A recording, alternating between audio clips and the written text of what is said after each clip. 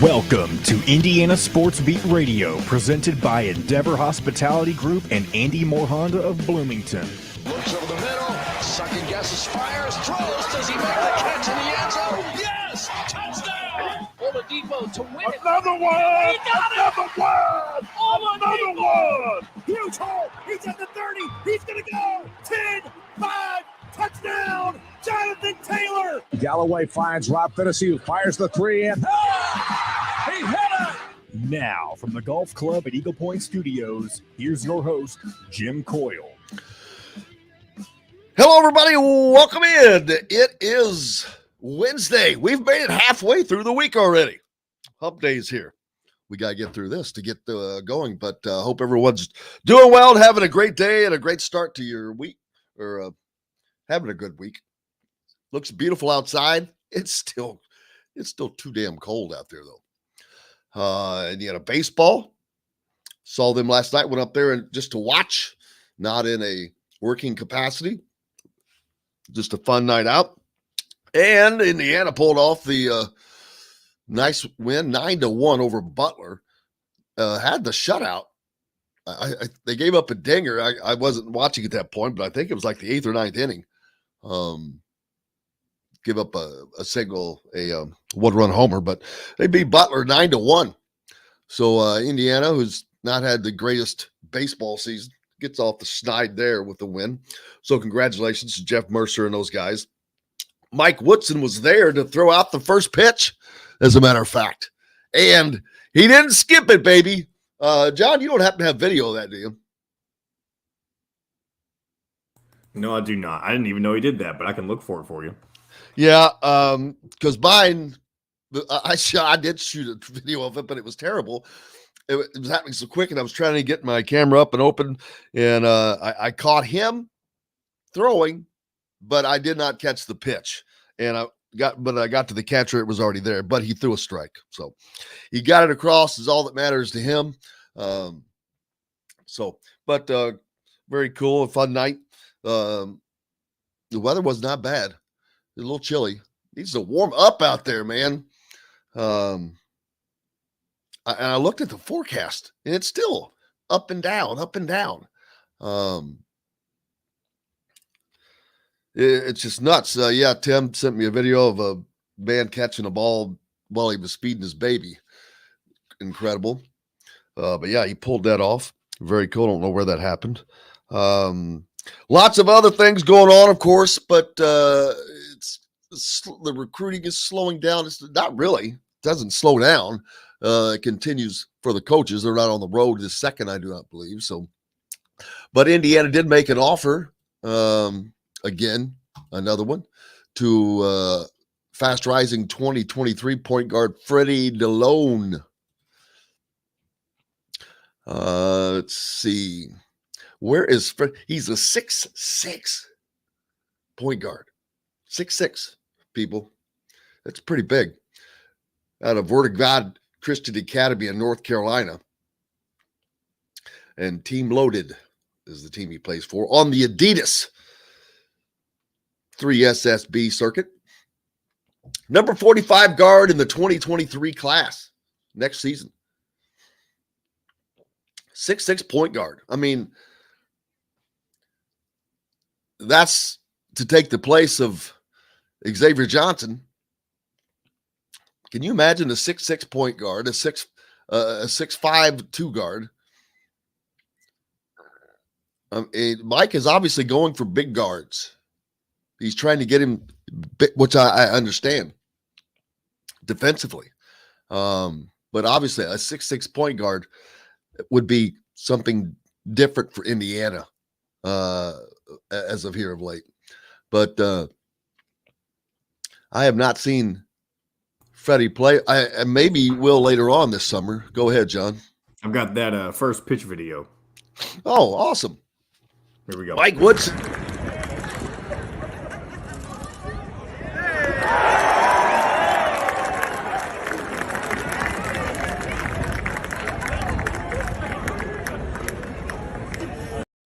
He was happy. He gave a big old handshake. I think Mercer caught that ball. So Jeff Mercer, Indiana baseball coach Jeff Mercer. So pretty cool. Yeah, he threw a strike right over the plate. So good for him. Welcome everybody onto the Andy Moore Honda Hotline. Appreciate you guys joining. Of course, brought to you by Andy Moore Honda Bloomington, Bloomington's #1 Honda dealer, and Wow Club. Make sure you join the Wow Club. It's free to do so, and it's totally free. And you can start earning Wow rewards today. Wow Club members earn exclusive discounts, dining dollars to spend, and more sent directly to your mobile phone. When you sign up for the Wow Club, you will immediately start earning discounts, free fruit, and even VIP invites to special events in and around Bloomington. The Wow Club app is available in the Apple App Store and Google Play Store. So go there and sign up. It's free. You can order your steaks for the summer from BB's Marketplace or whatever you need. They've got incredible sausages, by the way, and I cannot wait to go there and get some steaks to grill. I got to go buy a grill, though, folks. No, not really. I forgot. I have an electric grill someone gave me, and I've never used it until the other day. I've never used an electric grill, but it is a made by one of the grill makers, so I guess that kind of counts. I feel like I'm cheating, but I made some pork chops the other day, thick ones, and it did a pretty damn good job. I'm not going to lie. So I'm kind of happy. It's round and small, which I like. Easy to get compact. I'm like, buddy, you're it. So quite happy with that little electric grill. It was pretty cool. Trent asking how's he feeling about Trace Jackson Davis today. My opinion has never changed, has not wavered. Is he making another formal announcement today? Because I was looking for that when I saw that comment, and I'm not seeing where or when that's going to be. I have not seen that, but I have not heard anything about that. Maybe that comment has nothing to do with it, but for some reason, the way that I read it, it made me think that he knew that he was supposed to say something today. So maybe we're getting close though. 0 hours. When you don't have to draw out of the draft until May 31st, right? Or it's either May 1st or May 31st. Yeah, I keep getting them confused. How's Bill Anderson joining us? How you doing, sir? Snowed where he is. He had snow in the UP. That's now that's cold. I guess I cannot complain. Bill's up in the UP listening to us. And that's up north. That's up north. Of course, then we go the opposite way. Dave Cattle down in Florida somewhere, Jacksonville, where it's 68 and sunny. You guys kill me, man. Forrest has got him he's looking for 80-degree temperatures down in Georgia today. We got guys all over the place listening, and some are in the warm and some are in the cold, and I'm kind of in the middle. So, what about the Reds game, Tim? I did not see what happened with the Reds game. I was at a game myself, so I don't know what happened with that. Jennifer says that Christian Lander's making his announcement today. I'm sure people are on pins and needles. Just kidding. So good for him. Wherever he decides to go or it lands, hope it works. Definitely hope it works out for him. And see that things get better. Go ahead, John. And I don't know if you missed this yesterday, but Parker Stewart is heading back to UT Martin. I don't think we talked about that. I did see that. Yes, he is going back home. The amazing thing is, he's had a journey. He's gone from Pitt to UT Martin to Indiana. UT Martin to Indiana, back to UT Martin. I wonder if that's ever happened. What, transferring 3 times? No. You play for one team, a different team, and your team again. You know, that's an interesting little trivia question. Who knows? But, yeah, I did see that. So good for him.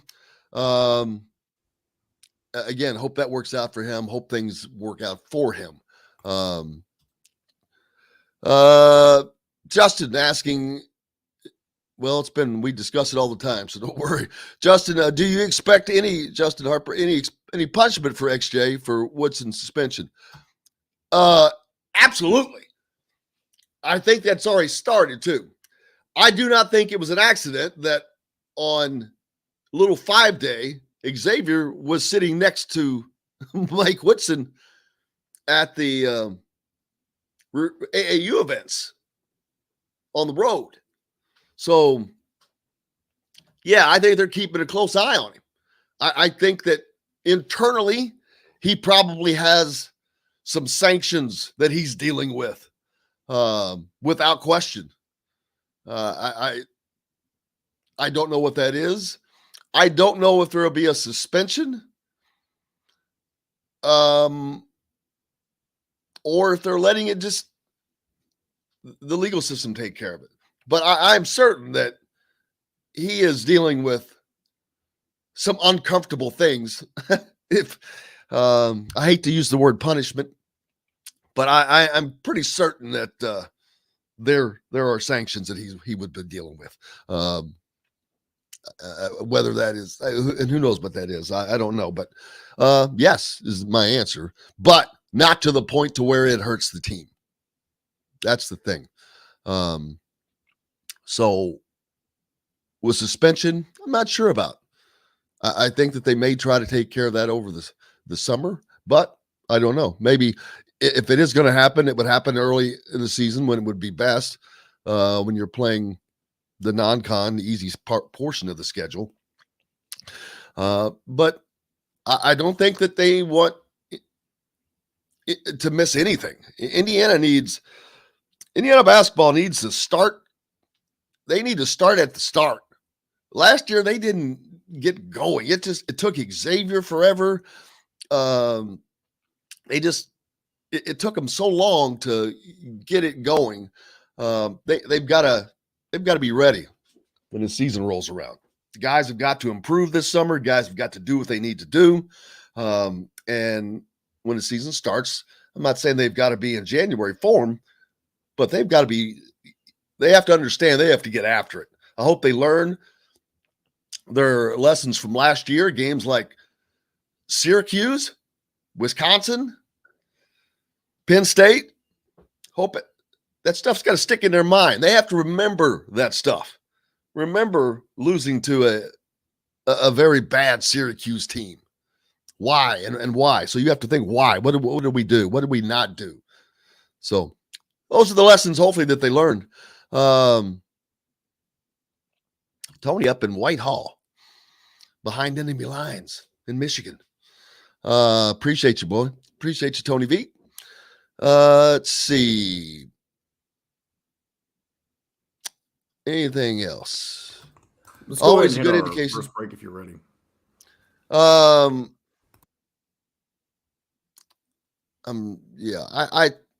not sure what Justin meant by that. Let's go ahead and take a break. We've got plenty more coming up here on Indiana Sports Beat Radio. Appreciate you guys being along here on this Wednesday, brought to you by the Wild Club and Andy Moore Honda. We're back with more right after this. We'll be right back to the Golf Club at Eagle Point Studios for more Indiana Sports Beat Radio with Jim Coyle, presented by Endeavor Hospitality Group and Andy Moore Honda of Bloomington. Whether you're visiting... All right, so I sent you an update. No Kravitz today, but we will have Mitchell Paige later on. All right. So we'll have another open right here, and then Kyle Neddenriep will be here. And then we'll have another open, and then Mitchell. Well, we're going to talk about whether or not people should know what Xavier's punishment is. I don't think they need to know. It's none of their business. None of my business. I think there would be certain circumstances where we would, and I don't mean say we, but where fans would need to know. But I don't think that this is one of those instances.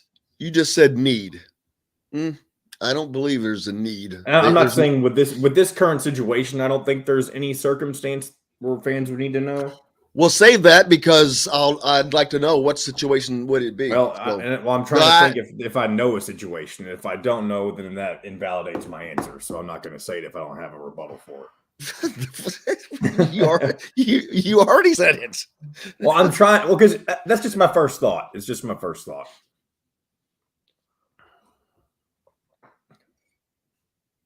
I guess really the only thing that fans would need to know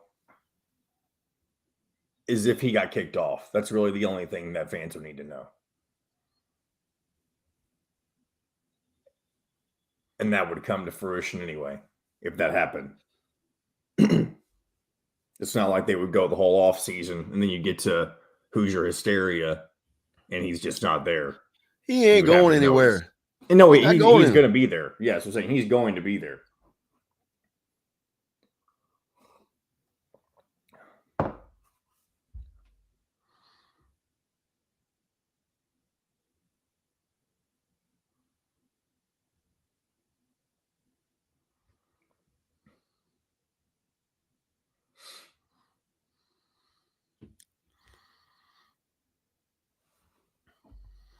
I guess the only time fans would need to know if a player, any player, what happened to him is if the player did something that involved a fan itself.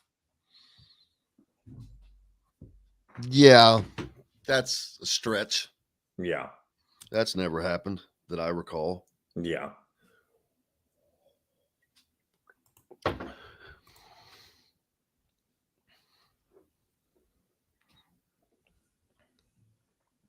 All right, here we go.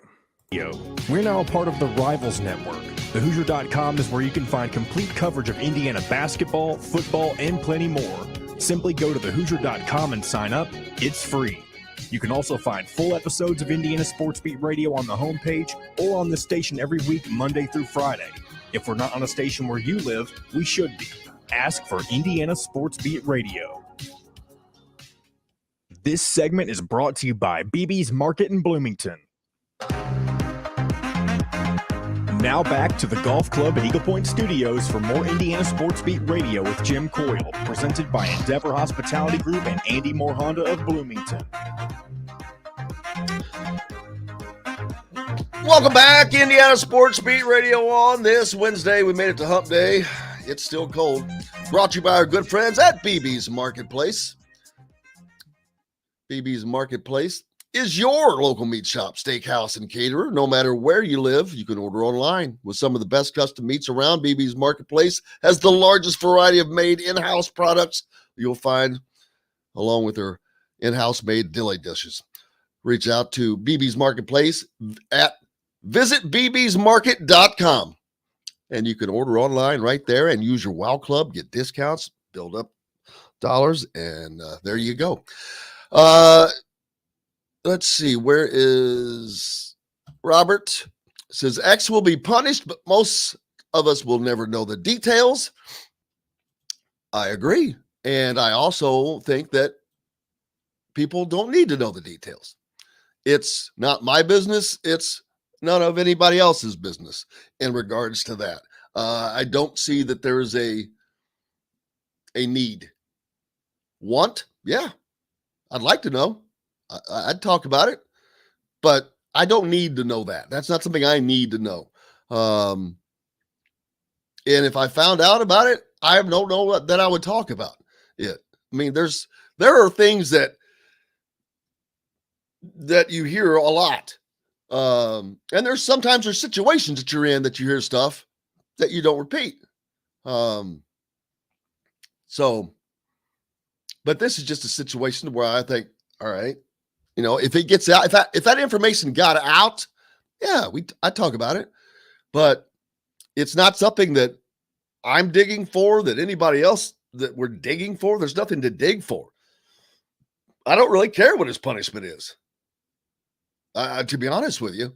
But I think people are wondering if people are wondering if he's going to stay on the team. Well, that's ludicrous. Of course, he's staying on the team. He would have been gone already. Tony thinks it will also be whatever comes from the judicial system. Yeah, he's got to deal with that. That's some punishment on its own. But I'm sure he's probably getting up at 6 a.m. Every day, or maybe even 5 a.m. If some poor manager has probably got to get up at 5 a.m. and make hall steps or something like that.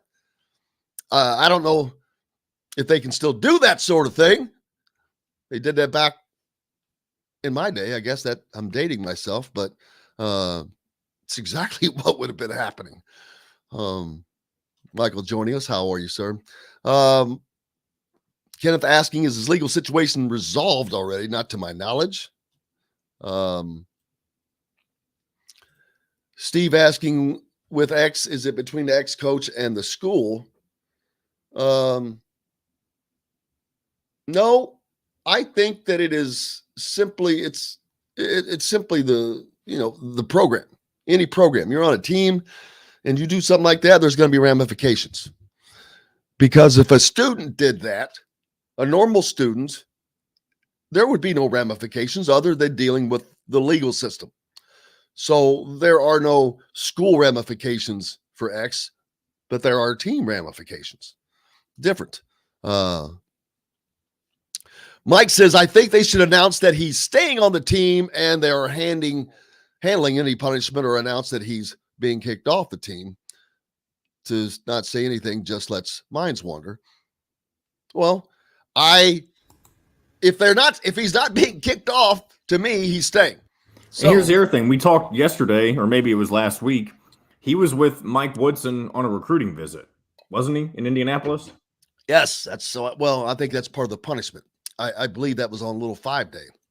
And that one, obviously, if you're seeing that, I don't know if I'm not going to sit here and try to make a claim, obviously, but you would think that would be evidence enough that he's not going to be kicked off. It is evidence enough that he's not going to be kicked off. He's absolutely not going to be kicked off. He would not have been, Mike Woodson would not have taken him to watch a future potential IU prospect if he's got a guy next to him that he's going to kick off the team. So that, and maybe that was also a way of sending a message to people. Hey, here's Xavier. He's still here. He's with me. So we almost forgot this piece of news that Ross just brought to our attention. I saw it yesterday, but Mark Emmer stepping down from the NCAA. Yes, big news there. Definitely worth talking about. Was it 12 years? I think he headed the NCAA. Is it 12 years too many? Yes, absolutely. I've read a lot of stuff about it. I'm on the CBS one right now, but jaws did not drop despite another typical end of business day news dump by the NCAA with Mark Emmert stepping down. Yeah. Their headline was Mark Emmert's ouster was long overdue. He didn't retire. He was fired. But to see that, and he was just given a contract extension 1 year ago. So now that tells me, and I don't want to change subject here. Are we all right to change subjects? You got 10 more minutes. Yeah, you're fine. That tells me I had jumped off of the Mark Emmert bandwagon for a while that it was the school presidents that were in the way. Now I'm wondering if it was not him telling these school presidents that, pushing his agenda, because to be fired makes me wonder. They're firing him because they weren't prepared for what is happening right now. Now, is he just a scapegoat? I don't know, because I don't know what Mark Emmert was always telling those guys. It'll be interesting to see, though, whenever it's a decade. It said the CBS says it was about a decade overdue. Does whoever his successor, whoever that ends up being, do you think we'll see the punishments of programs like Kansas, Louisville, North Carolina? Do you think all that will suddenly speed up? No. I don't, you can't speed an investigation up, really. It's hard to, A, but B, the person that comes in next has got to be able and ready and willing to deal with NIL, to deal with all the new age. It is a new age. And unfortunately for the NCAA, they had Mark Emmer at the helm during this period. And that's why they are so screwed and so far behind, and schools are just left with, a handful of nothing. So I'm wondering now if Mark Emmer didn't play a much, much bigger role in the NCAA's incompetence than I had thought. I had jumped off of him and said, hey, it's really the school presidents who run that. But I don't know if he was just a scapegoat. Interesting comment from Forrest. I hope the NCAA goes away and they hire a basketball and football commissioner. It's an interesting idea, but the problem with it is that you would have to have a commissioner for baseball. You have to have a commissioner for men's soccer. No. Major sports. Baseball's not then bringing so in. You still have the NCAA for the smaller sports, is what you're saying? Or it doesn't have to be the NCAA. Maybe schools create. Well, and actually it will be the NCAA. There is a lot of restructuring going on, and we don't know what that restructuring is going to be. So, I mean, who knows? That could be part of it. Because the NCAA does not control the college football championship. They it's do have weird. full reign over the NCAA men's basketball and women's basketball tournament. Yeah, absolutely. And so, what was your question? No, I was reading a comment. It was Forrest's comment. He said, I hope the NCAA goes away and they hire basketball and football commissioners. Well, I don't think it's going to go away, like I said, but it is going through a definite evolution right now. The NCAA president's position has no real power. I'm reading that. It's just a bully pulpit microphone with hopes of guiding strategy. But their strategies were always horrible. Mark Emmer was horrible. Every time he would speak, you're like, is this guy a complete and total idiot? And because he was saying things that you're like, dude, are you want me to believe that? And people don't believe it. And would stand there and pound on how these kids didn't deserve anything. And he was wrong. And now he's out on his butt, but he's made his money. Who cares? In 2019, Mark Emmer called NIL an existential threat, a threat, basically. Existential threat. Well, of course it was a threat. If you're not ready, if you're fighting it, it wouldn't have been a threat had you been ready and worked with it. Is it causing a serious ripples? Absolutely.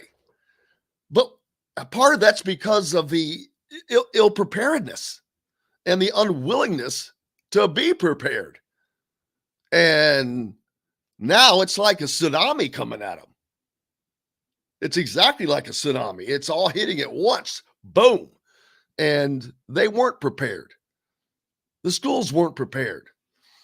But you've got schools like Indiana and others that have tried to jump out there, Hoosiers for Good, get their NIL arm going, and use this to the best way that they can. So, Jim, would it surprise you to see Kevin Warren as the replacement? No, because he would be the same type of incompetence. So that would be pretty spot on for the NCAA. That I cannot imagine that happening part of the reason they're getting rid of Mark Emmer is because of all the continued failures that how many times the NCAA has failed. Well, the Big Ten has not exactly succeeded during Kevin Warren's tenure. Lots of screw ups, very similar. So no, I can't imagine that. I think it's going to be somebody more business minded who is a lot sharper when it comes to business, because that's what it's all about now. Business. About the Benjamins. So they need someone who understands that. And maybe somebody like Mark Cuban. You know what? Not that he would leave the Dallas Mavericks, but no, but that's not far off, because they know exactly how to manage big time things like that. When you're dealing with large amounts of cash and things of that, and yeah, you have to be able to manage it, but you got to be able to think outside the box. And that's another thing. Mark Emmer and the NCAA were always just so constrained with zero movement. I mean, think about all the idiotic decisions that were made. I don't have to go very far off of the Indiana University campus. What was it, 4 seasons ago? Maybe 5. There was a kid that someone in the academic office made a clerical error, and because of that clerical error that was submitted, he was deemed ineligible for an entire year. Oh, that was Brian Fitzgerald. One of Indiana's best players. Okay, tell me the frickin' sense of that. What the hell does an academic or a written mistake by a secretary have to do with the eligibility of a college kid? Not a damn thing. I mean, and there are so many examples of the hypocrisy and inability of the NCAA to relate that it has to change. It's unfortunate that it took all this to change, because they're so behind now. And by that, there's just little control out there, which that's working out great for some people. But the fans they don't know what's going on. And hell, I don't know what's going on sometimes. There's so much. Let's see. Of course, there was a show yesterday.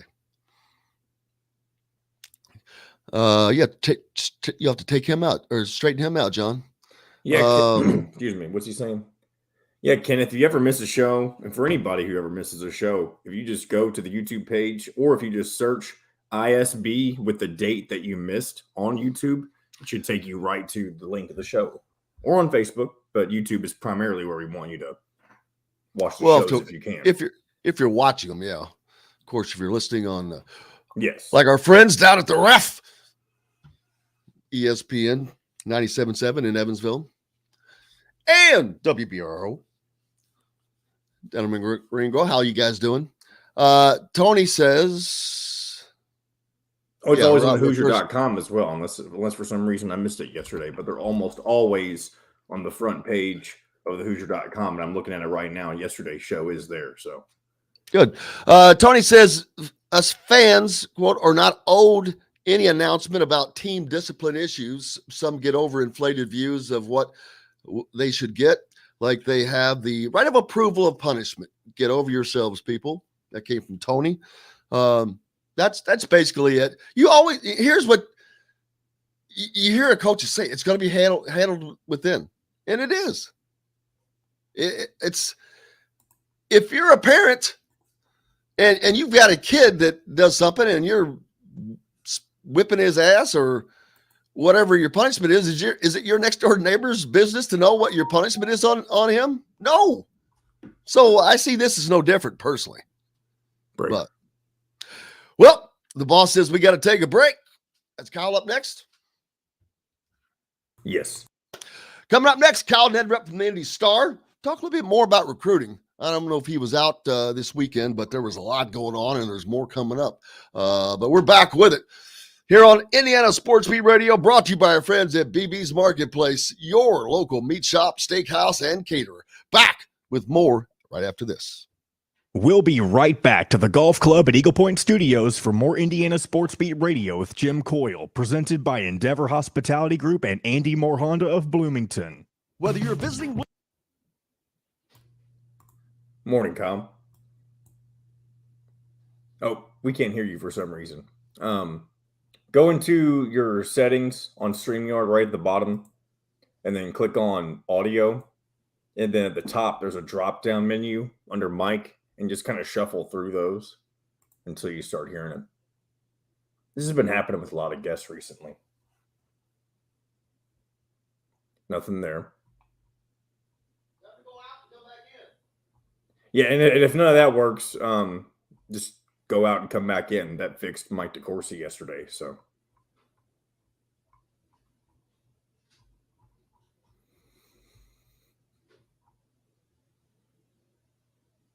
There, yeah, he just dropped out. He'll come back. There we go.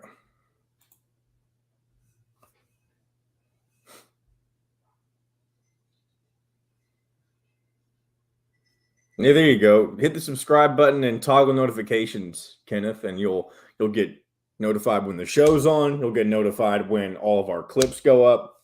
You'll get notified when all that stuff happens. That fix anything, Kyle? How about now? There we go. Yes. Okay. That was, who knows? It's been happening a lot for some reason. No problem. Might have been something on my end. My computer just crashed. So. Oh, really? Yeah. Oh, yeah. A few minutes ago, but yeah, who knows?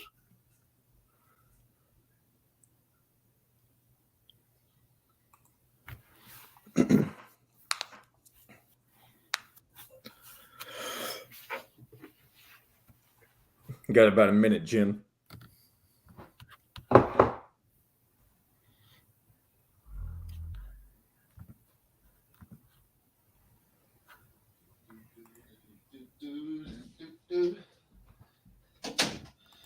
Hello, Kyle. How are you, sir? Hey, what's up, Jim? Did you go out anywhere last weekend? Yeah, I went out for a little while to EYBL. Not a ton, but I was there for a while. I was at Finch Creek. This weekend? Yeah. I was just up there Friday. Who was playing up there?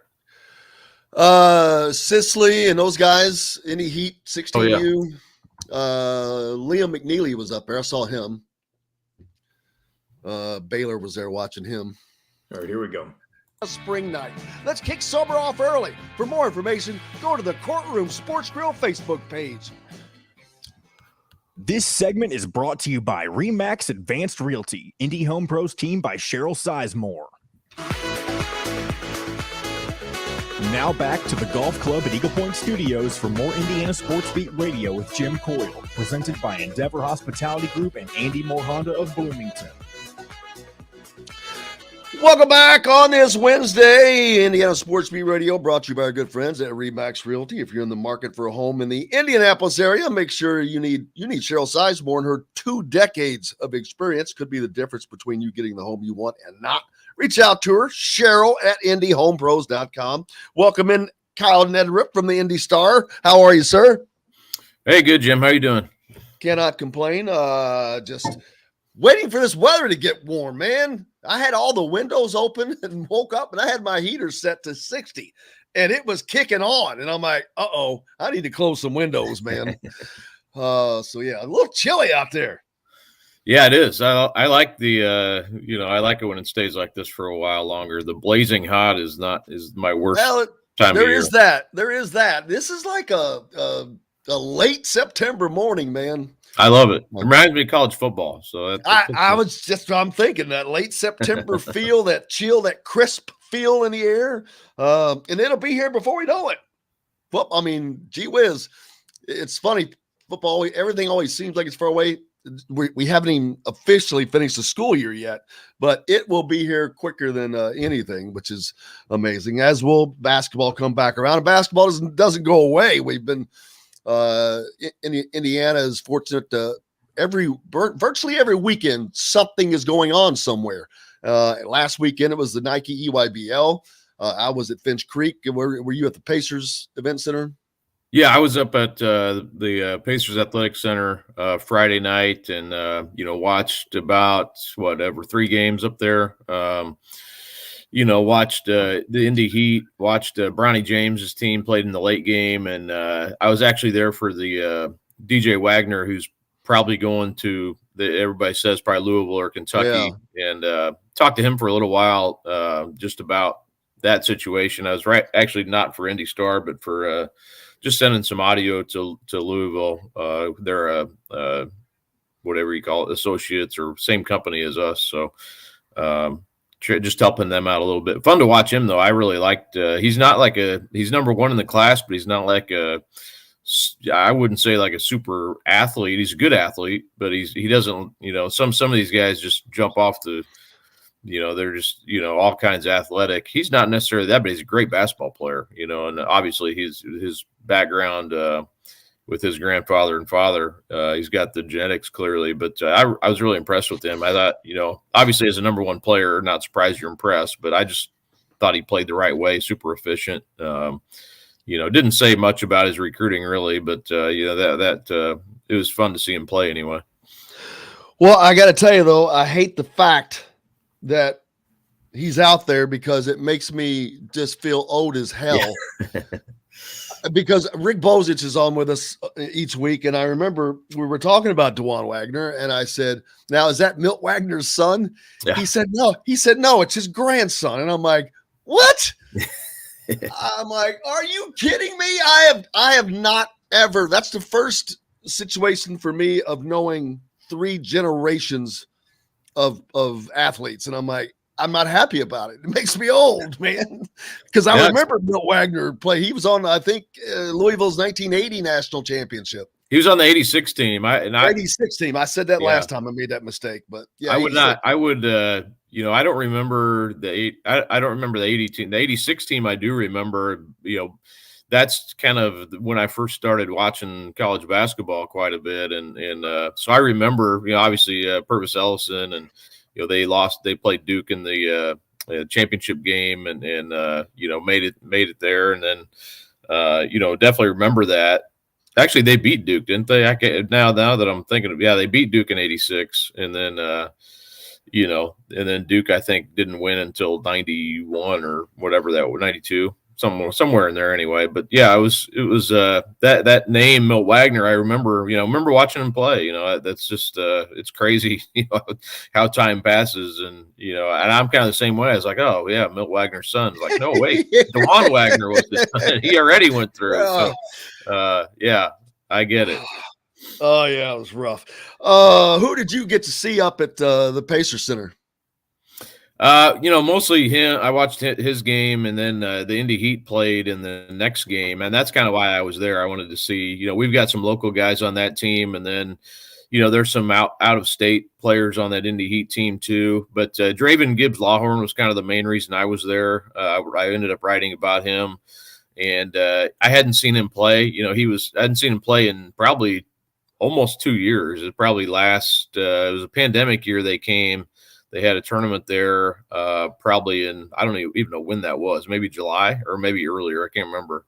But that's the last time I'd seen him play in person. And then he got hurt. He missed a pretty good chunk of time, almost a year.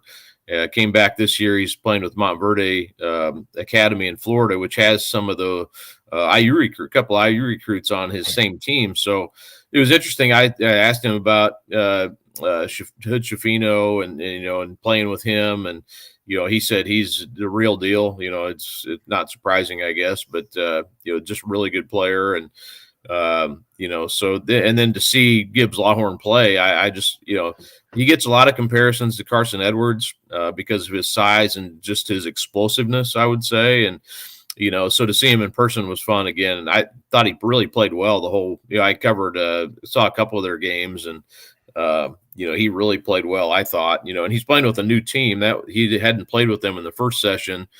So he's kind of fitting in with a new group there. And they have Jeremy Pierce, who plays point guard for him too, who's going to Michigan State. So that was it was fun to see him play. I thought he played really well. And then Sam Worm from Carmel was on that team. He had one really good game shooting wise. Jermaine Coleman had a couple of good games from Park Tudor. Those guys are probably more, not as highly recruited, but they're, they could get high major offers. I think they're probably more mid-major right now, but could get high major, especially Sam. Sam, if he can shoot it like he can, he'll get some. And I think Coleman probably could too down the road. It's interesting though how, this is a different conversation probably, but it's interesting how the high school recruiting is sort of taking a back seat right now to all the transfer stuff. But yeah, I was definitely the biggest thing I took away was the Gibbs Lawhorn, talking to him and then, watching him play. I thought he's looked really good. But actually, with the comment you just made, what is the effect that you're seeing on the recruiting with the transfer portals, the direct effect with these kids? Yeah, I mean, to me, and it's sort of anecdotal, and I don't know what, but it's everything you hear, and it's everything I think that's kind of coming to fruition that, these high school kids just aren't getting recruited until the portal's sort of in place, and the shuffling around, the merry-go-round stops, and it never really does. I think, here in the next week or so, you'll have a better idea on the rosters going forward for next year. And then I think things could slow down a little bit as far as the that stuff goes, the moving around. Then you'll see maybe the high school recruiting will pick up some, but you're always going to have those highest level guys, I think, get recruited at a really high level. And then it's sort of the next level is getting somewhat forgotten a little bit. And it's sort of on hold, because I think it's easier for college coaches to go after these guys in the portal, because they have a proven track record, or they don't have a track record, so they don't go after those guys. So, and then those guys kind of fall through the cracks. But, it's just really changed a lot. I mean, I probably saw the Nigel Pack situation on Saturday with him going to Miami, and you're going to see more and more of that. And it's just, and I'm not saying it's great for Nigel. I mean, why? If I was Nigel, I'd be in Miami in a heartbeat. I'd be doing backflips right now. Yeah, I'd be doing. Yeah, I mean, it's just it's nothing wrong with that at all for him. But I don't know where this goes. I'm assuming there could be some changes in the next few years, but I don't know. It's sort of, we went from like no. You can't do anything to like you can do everything. So it's just sort of a weird. The dynamic in recruiting is changed a lot. It's really changed a lot in a lot of ways. So and part of that's a high school, like to bring it back around. I mean, part of that's the high school recruiting, and and I think there could be some ramifications. You see different states now are saying, yeah, we're going to allow our high school kids to make NIL, name, image, likeness, money if that's available to them. And I don't think there'll be a huge market for that, but it makes you wonder about the accruement of talent.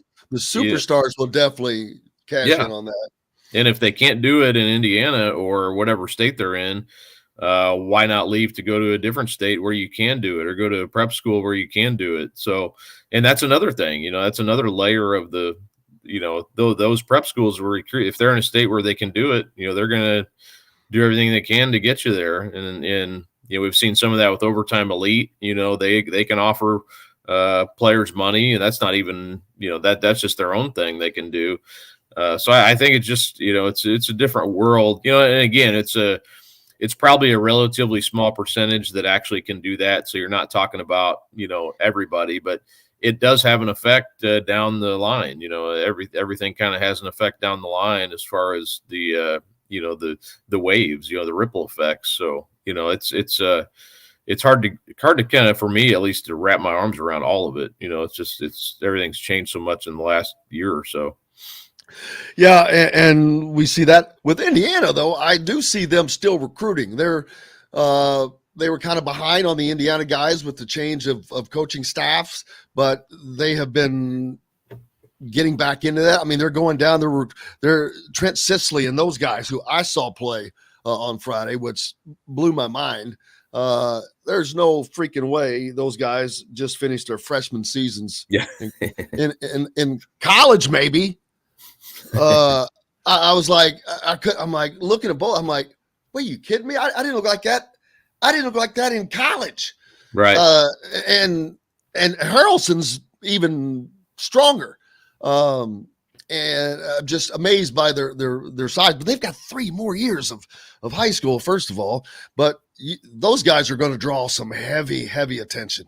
Oh yeah. Yeah. And again, that not much changes for those two other than maybe just having more options on where you can go the next 3 years, before college even. So I think it's just going to be, those two, I even as the season started and before the season really is like, those two are different, and I'm not saying they're, slam dunk, they're going to go to the league and do all this, but they're so far ahead of where other kids are. I mean, at that age that it's just very clear they're high major players to me anyway. And I think to a lot of people. So they're just different. I mean, and they have the size, like you said, they're not, it's not a thing where they matured early and that's it. I mean, they're still growing. They're young, they're not, they're not over grade, older than their grade, that sort of thing. So I think Jalen I think he just had his birthday here recently to turn 15. So he's that's just Are you crazy. kidding me?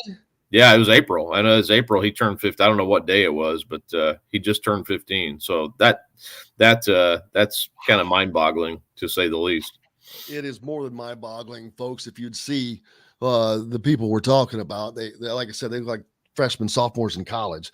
Yeah, Trent Sisley, I don't see him like going to a prep school because or anything like that.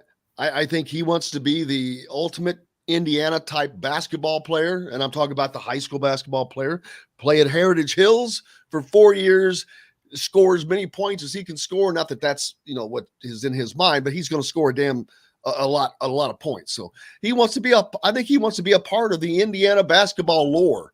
And I don't see him going outside of the state before college, at least. Yeah, I don't either. I would say he's his family's from there. His mom's she's a teacher I think a first grade teacher in one of the elementary schools close to there. And then his dad works at the school. He was a former coach there. All that history. I wrote about him, I think back in October, sort of a lot of that stuff. And so yeah, I agree. I don't see him. I'm sure being Mr. Basketball is something he wants to do, and you can't do that if you go somewhere else. And I'm not saying Harrelson, I think he's got some of the same goals, but he probably has some other options that would be more possible, I would say, for him, maybe if he wanted to do that down the road. So I don't, and not to say he had a great year at Fishers, and I think that's pretty well set in place where he can go on and have a really good career there too. But who knows? I mean, there's a lot. I hear a lot of things in the spring and summer that don't end up happening every year, and I'm not saying that's about to happen, but you hear stuff sometimes, and I remember hearing for 4 years Trey Lyles was going to leave, and he never did. Had one stayed at Tech and was Mr. Basketball. So you never know for sure how things play themselves out. But it'd be cool if both of those guys stayed and played at their respective schools and. Both had a run at Mr. Basketball. Obviously, they know each other and I think like playing with each other. So it'd be kind of fun to see them both kind of how they both progress through high school, playing in state tournaments and whatnot. Oh, absolutely. And Sisley, the scorer he is, and this is a fallacy or just to talk about, but is he somebody that can challenge Damon Bailey's scoring record? I'd have to look closer at that to see what he had. A lot of times it comes down to your freshman year. I know he had a good year scoring wise, but I'm not sure exactly what he ended up with. You have to kind of get off to a really good start, and then you almost dang near have to. You can't miss any games. Like Luke Brown, at Blackford, he missed a handful of games. I can't remember what year that was, but. Ultimately it kind of kept him from breaking. I think he could have broke the record if he would have played those 4 or 5 games that he missed. So, sometimes it's that close. If you're, Romeo Langford obviously got pretty close to it, but not quite. So it's almost like everything has to break perfectly. And not saying Sisley can't do it, but it's really hard to get that to accumulate that many points, obviously. So, I think that'd be a good question. That's something maybe I could answer here in a mailbag to see what he would have to do to get that done. But obviously you got to be on top of your stuff. You can't get hurt. You have to pretty much produce, every game to have a shot at that. And we've seen some pretty good runs at it the last few years, and guys come up a little bit short. But it seems to me like there's more players who get into the top 10 or 15 and crack that bubble than there used to be. We had like I said, Luke Brown last year, and I can't remember offhand where he ended up exactly, but pretty high up there. Cooper Neese from Cloverdale recently. Trayvon Blewett wasn't that long ago. He made a run. Eric Hunter, he was way up there.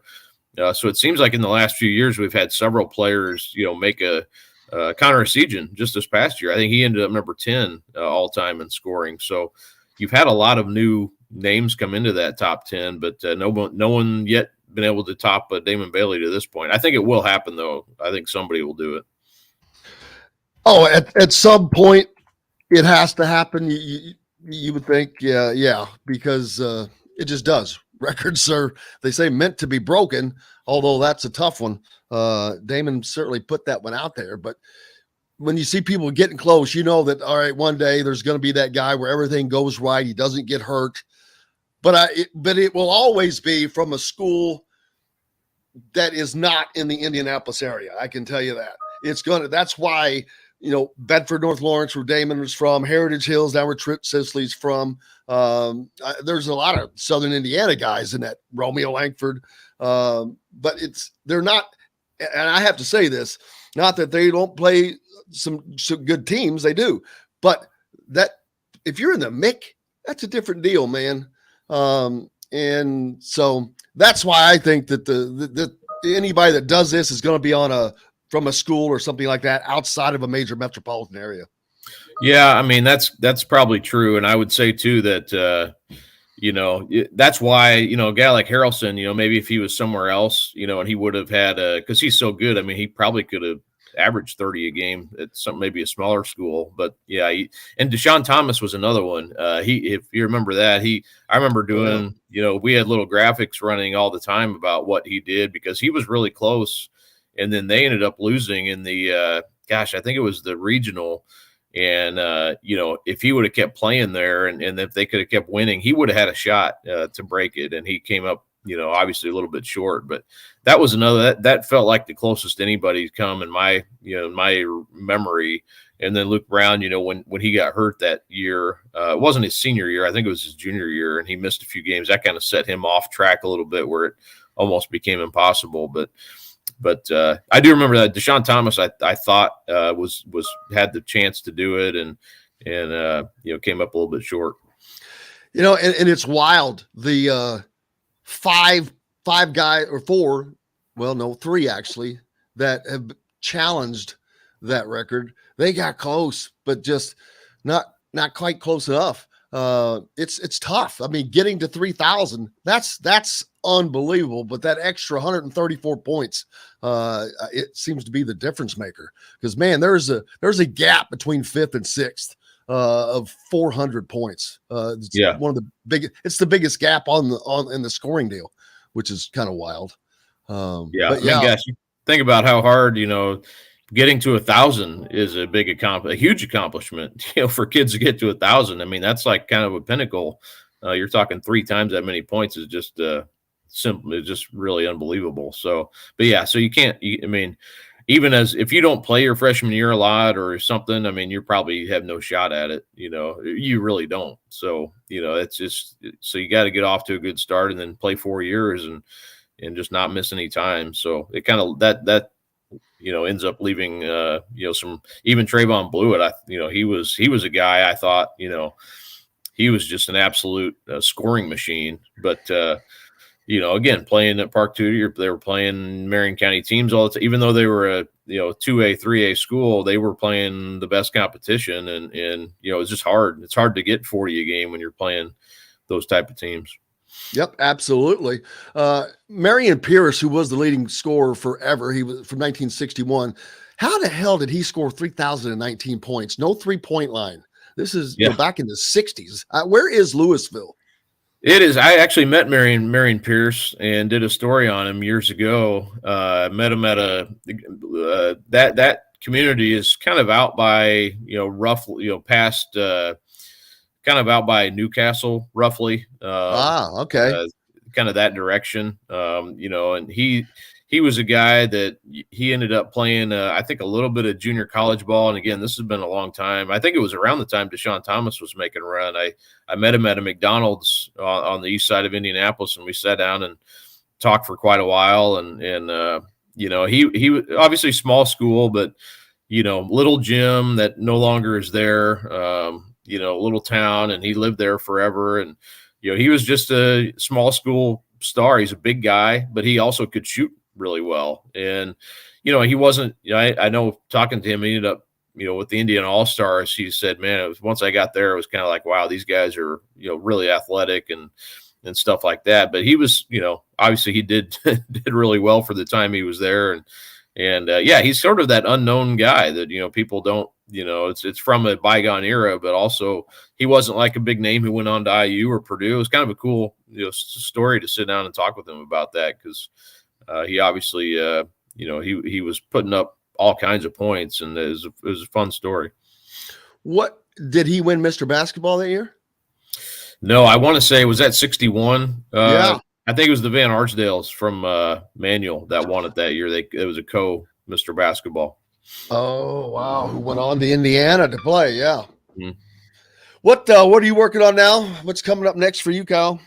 Well, I'm finishing up a David Bell story, and it's going to be a big one. And it was a lot of fun. I covered David throughout high school and not so much at Purdue, but, followed his career. I know him pretty well. And, I've been working on that for like the last week and probably more, trying to knock it out. I think I've got it about done. So that'll come out tomorrow morning, and a fun story. Talked to David the other night, and talked to his family, went to his house, talked to his grandparents, and, that type of a story about kind of more about who David Bell is than his draft status. But hoping he gets taken in the second or third round on Friday, and it doesn't linger too long. I'm not sure his grandpa can take it much longer, because he's so nervous and everything. But, I hope it works out for him. He didn't run a great 40 time. That's going to affect him, and he knows that. But wherever he goes, he'll make it. He'll figure it out.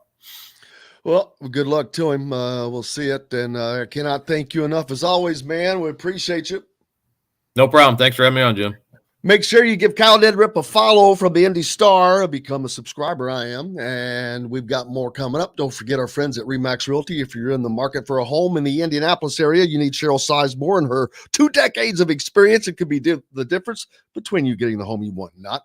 Cheryl at IndyHomePros.com. Back with more right after this. We'll be right back to the Golf Club at Eagle Point Studios for more Indiana Sports Beat Radio with Jim Coyle, presented by Endeavor Hospitality Group and Andy Moore Honda of Bloomington. Andy Moore Honda is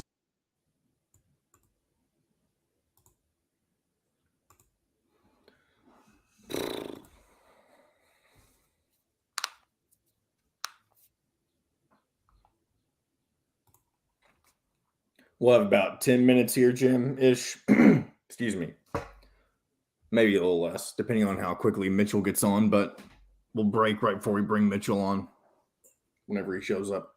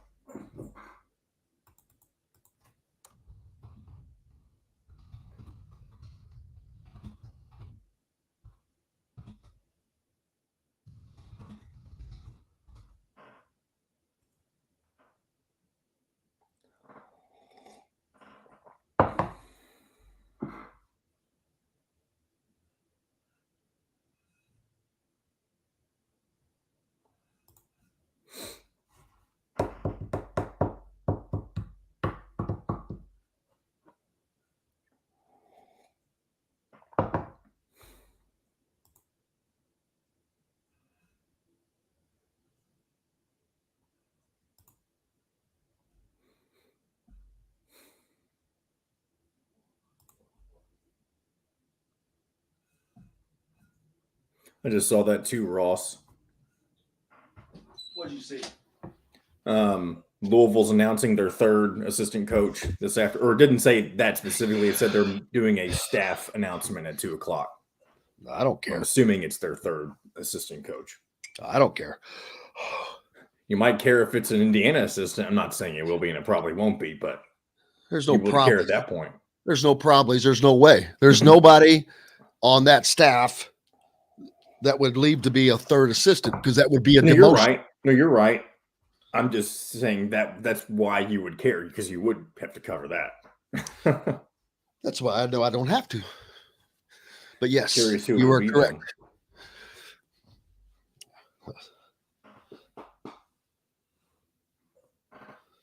Louisville fans are currently enjoying what Indiana fans enjoyed last offseason. What's that? Having a fresh start and an alum as the head coach with lots of supposed promise. What will it amount to? Who knows? I think he'll do fine. Forrest is saying I need to remind people to hit that like button on the YouTube channel. And he's right. The more you like the YouTube videos, the more it recommends it to other people. So Please do that. Yes, sir, we do. We appreciate Forrest. Today, Cheryl at IndyHomePros.com. This segment is brought to you by Feast Market and Cellar. Now back to the Golf Club at Eagle Point Studios for more Indiana Sports Beat Radio with Jim Coyle, presented by Endeavor Hospitality Group and Andy Moore Honda of Bloomington. Welcome back, Indiana Sports Beat Radio on this sun-drenched Wednesday, but it is not warm out there, at least where I am. Hope you guys are warmer than I am. Don't forget about our friends at Feast Market and Cellar, located next door to Southern Stone Restaurant in Patterson and Rogers in Bloomington, offers an extensive wide selection with a sommelier on staff because they take their pairing seriously. They also provide a wide variety of cheeses, gourmet sandwiches, entrees, coffee bar, bread, and pastries, all mouthwatering. Let's see. What was I going to talk about? Craig says that handing the trophy to Kansas when Kansas is under investigation is very interesting that he is gone. Yeah. Well, they're not on probation. Oh, under investigation. Yeah. Yeah, it's funny that the coach that got to hoist that trophy is under investigation for serious allegations, of which, I mean, I don't have the proof, but I've heard it. I've heard the tapes. You see what happens. That talent was not. They don't get that talent by accident. It's okay. I mean, let them deal with the deal. And it doesn't matter going forward. I don't care. I don't have time to deal with that. It doesn't matter. They're going to probably get away with it. What are they going to do to Louisville? Louisville's in the same situation. But the difference is Louisville fired their coach. They fired their athletics director. Hell, they've had 2 presidents and 2 ADs gone in the period. That's how far back. So what are they going to do to Louisville? I wish we had Rick today. I would love to ask him that. I mean, I don't know how they're going to handle that. And now you've got the NCAA going through all this change. Yeah, it is what it is. And the NCAA has just always been an enigma. That's what happens when you get too much power, too much money with too much power. And that's what the NCAA was. They're a behemoth. A behemoth. Let's see. I'm looking for any comments. Any questions? All right, just make sure. But like enjoyed talking to Kyle I'm looking forward to that piece coming out. And the talk to Marion Pierce, that had to be cool. I know nothing about that guy. He was the all-time leading scorer in the state before Damon Bailey broke his record. And like he said, no one knows about him. So just kind of cool to know about that and know that he talked to him. Indiana's got a top 5 class, as we know, coming in. We've talked about their last top 5 class was in 2013. It was successful, but it wasn't great either. So how's this class? I think this class is different, much different. I really do. I look back at that class and I'm like, the 2013, I'm like, oh, there's some definitely some good players, obviously, but I think this class is better. I think it's a really great mix. You've got a 6'8" guy on the blocks. You've got a guy, a combo 1-2 guard in Jalen Hood-Schifino. You've got a guy that if he can transfer his shooting to the college game and CJ Gunn, you might have a guy that can hit the shots for you. And if it's not the first year, maybe it takes him a season to get to that, because he's a confident kid who works his butt off. And I don't see him just not being able to hit all of a sudden. And then, of course, you got Caleb Banks, who is electric. So look forward to that. Hey, we're going to take a quick break. Come back with our old buddy Mitchell Paige. See what he's up to. Back with more Indiana Sports Beat, brought to you by Feast Market and Cellar. Don't forget, located next door to Southern Stone Restaurant on Patterson and Rogers in Bloomington. Back with Mitchell right after this. We'll be right back to the Golf Club at Eagle Point Studios for more Indiana Sports Beat Radio with Jim Coyle, presented by Endeavor Hospitality Group and Andy Moore Honda of Bloomington. Whether you're visiting Bloomington. Hello, Mitchell Paige. What's up, man? What are you doing? Working like crazy. It's good. It's a good Are problem. you selling? Selling, baby? Things are you going. selling? Oh, I like it. I appreciate the little sig again. I love it. Yeah. Take care of it, man. Things are going well. But comes with some longer hours. So just He's been probably running ready around to like cut crazy. my head off the amount of times I've asked him to fill in on a No way. Always ask me. We love him. Sometimes I have to say no, but always ask. If you guys I'm need just one, glad that you always don't ask see it me. as Yeah, like, I'll oh make it my happen. God, he's asking me again. Oh, no. And as long as you know that if I say no, it's just We 'cause I love can't, Mitchell. not because I don't want to. I understand that now, and that's good to know. Yeah. Dude, So what are we have you seen talking the- about? Well, first of all, have you seen the money these kids are pulling in on NIL? Yeah, it's broken. There'll be no college sports in 5 years. You It's should also get ridiculous. his opinion on Indiana closing their spring practice. I know that's Oh, yeah. I know that already happened, but we haven't had too many football guests on recently. I didn't even know they did that, so that's good to know. Derek Jackson, who played for Bill Mallory, we have him on every week, and he wasn't a fan of them doing that. Yeah, I mean, I don't know. It does waste the practice, I suppose, but I mean, Well, they Especially- closed off the entire – it wasn't just the spring game. They closed off the entire spring season to media and anybody. No one could watch them do anything. that's probably because they're terrible. I wouldn't want to watch that either, or anyone to see that either. Oh, they're just trying to, not have the expectations, I think. I mean, if we have a second before we come back on air, my expectations Technically, we're over YouTube. maybe. Just remember, we're live YouTube, just in case you don't want to say something for YouTube people to hear. Oh, okay, then never mind. There you go. Because sometimes people don't realize that, and I'm like, I don't want to make sure. Yeah, no, Yeah. I didn't realize that. The So here we YouTube go. stream's always constant going, even though we're on radio commercial. All right. Well, I'm positivity. I'm back to positivity. All right, here we go. CRVs, HRVs, and pilots. See dealer for financing deals. Andy Moore Honda, Bloomington's #1 Honda dealer. Get more to your door with AndyMooreHonda.com. Come see us at the all-new Andy Moore Honda, now in Bloomington. This segment is brought to you by Andy Moore Honda of Bloomington. Now back to the Golf Club at Eagle Point Studios for more Indiana Sports Beat Radio with Jim Coyle, presented by Endeavor Hospitality Group and Andy Moore Honda of Bloomington. Welcome back to Indiana Sports Beat Radio on this Wednesday, brought to you by Andy Moore Honda. And our SIG. What does SIG stand for?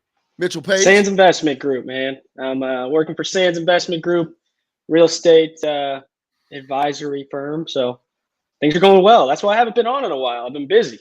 It's a good problem to have. Former IU football player Mitchell Paige joining us. Yes, you have been busy, so you got to make hay when the sun shines, right? Trying. It's a wild world out there, as I'm sure all the listeners know. So we're trying to keep out in front of it. It's good. Speaking of wild world, can you imagine being back in college and trying to land and successfully landing some NIL deals like these guys are landing right now? Yeah. I actually get asked that question quite a bit. And I think, can you hear me still? Yep. Okay. Sorry. I was getting a phone call. I was making sure my headphones weren't going there. So I think it's just interesting. I get asked that question a lot. And I actually don't think, for me, it would have been that different, especially over the first 3 years. But, you know, I may have done well with like the Keebler elves or the Keebler cookies. I would have crushed that. But what a world this is, man. I mean, people are just, and I guess my biggest problem, I don't understand the return on investment that you get. Like how much money you have to just throw money at an 18-year-old kid and hope it works. Like if you're investing, like we're talking about real estate, if you invest in a building or a house, at least you have something. I mean, you're just throwing your money at air, I guess. I don't know. It's gotten extremely out of control. I know that. Well, and there's some we know about, some we don't. Like the ones with IU, they don't announce those. But I assure you, there's some big numbers for some of the players, large numbers. Oh yeah, six-figure numbers. There are some players that are six figures. Trust me. But to me, I think that's going to finally help propel IU basketball back to being IU basketball. But I think it's going to really, really put a foot on Indiana football's throat.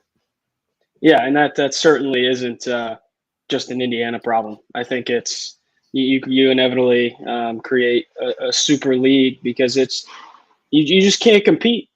It's no longer about, well, I like this coach or I like this campus or I can play here early or all the things that recruiting used to be, right? There's no more selling. There's buying. It's all buying. I have $500,000 in a new car, and you get to come live. I mean, I'm born University of Miami fan. That's where my dad grew up. So they're getting a lot of attention right now for all the money that's being thrown around there. And I mean, yeah, how is a team like Indiana or, gosh, a ton of teams, even somebody like Iowa, that I think Iowa has obviously a better tradition than Indiana over however long, but it's hard to recruit against Southern Florida with $500,000. I just don't understand, and it goes back to I don't understand what the return on investment is, and I also don't understand how to control it. It was no surprise to me that Mark Emmer was stepping down, the NCAA president. God, what a nightmare that must be. 12 years of him, the Muppet. I call him Muppet Mark. It was like he was like one of those two old men's on the Muppets. If you ever remember that, that's what he reminded me of. And yeah, they're just like I've been saying. They're behind. It's so screwed up. It's as the Wild West, as we all call it. But now we know it's there, but what can be done to try to harness this? The Texas A&M apparently has like $25 million stockpiled in it. I think it's a little more than that. I think it's a little more than that. See, there you go. Yeah. I mean, Indiana basketball may even. I mean, how I don't know how a Nigel Pack lands an $800,000 deal like that. I just don't see, like you said, I don't see where the return on investment is for Miami for that. He has what, 2 seasons or once? It's 2 seasons. So because it's $400,000 a year. But Yeah. They're winning. They had a great run, but winning's winning. Yeah, it just doesn't. From Nigel Pack's perspective, I mean, you're stealing money. That's highway robbery. I don't even know. I'm sure he's a good player. You can't give that. He scored. He was great. Yeah, you can't give that much money to LeBron James in college. Well, what does that do to other schools? Now the pressure that puts on schools like in Indiana, or it doesn't have to be Indiana. Anybody, you start setting the bars of cost and prices, basically. Is the cost for a good point guard now? Is that what it is? $800,000 over 2 years in a car? I mean, is that the going rate now? I think one of the more underappreciated issues, at least with the conversations that I'm having, is what impact that has, especially on a basketball team with the 8th man. Like, you've got a guy that just transfers in, has over $750,000. You've been there for 3 years, 4 years, even struggling, grinding, trying to get on the floor even for 5 minutes.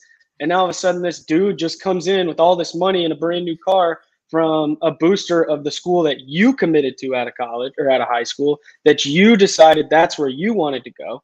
And you have to start treating this like it's the NBA or the NFL. And how does this kid go to class? How does Nigel Pack? I mean, for what? A kid's walking to go to business class, and Nigel Pack is got to go to the bank. Like, what are we talking about? I don't know. It opened slowly, and then it just ripped off, didn't it, man? Jeez. Well, I keep saying this is no different than everyday life now. This is just like a job anywhere else. And getting back to the point of like what you just talked about, I'm going to take the other side only because of being pragmatic and say, you know what? Tough cookies, man. It's life. It's just like being at a job that you've been there for 3 years, and man, you really want this position, and someone from outside applies for it, and they have a little bit better credentials, and they get it. So it's there's no difference in life. It's getting people used to things just sooner than they ever having to do it before, unfortunately. Yeah, it's a business. It's no longer, and I think the reason that we all love college sports is because it really is about the name on the front. It always was. And that's like, I mean, I'm sure people were getting paid before this, but just the kind of ruse that it wasn't happening, and they were really just excited to be at the school they were at, and whether they were transferring and doing all it was just a different feel when you watch the game. And now especially because everything's leaked and all these guys and all the numbers that they're getting, it just, I don't know, it doesn't feel the same. I've honestly kind of tuned it out. I used to be. That's one of me and my dad's favorite things to do is in the off season talk about recruiting and how getting excited for the next season. It's just been different. It just isn't. It isn't what it used to be, and that's okay. We just all kind of have to adopt, right? And it's never going to be. And that's the thing that I think people just have to understand. Yeah, you're going to have to go through the change because it's not going anywhere but forward and different. I mean, I don't know the changes that are going to be made at the NCAA, but obviously they're going to have to be major changes. They fire Mark Emmer. Finally, I don't know what the hell they were waiting on. I mean, he's been such it makes me want to. He always made me want to pull my hair out. And I'm like, I didn't understand how you could be that moronic with the decisions they would make. And the NCAA itself was its own worst enemy. I talked earlier about the story of Bryant Fitzgerald, who lost an entire freaking season because of a clerical error. How in the hell does that have anything to do with what you're doing?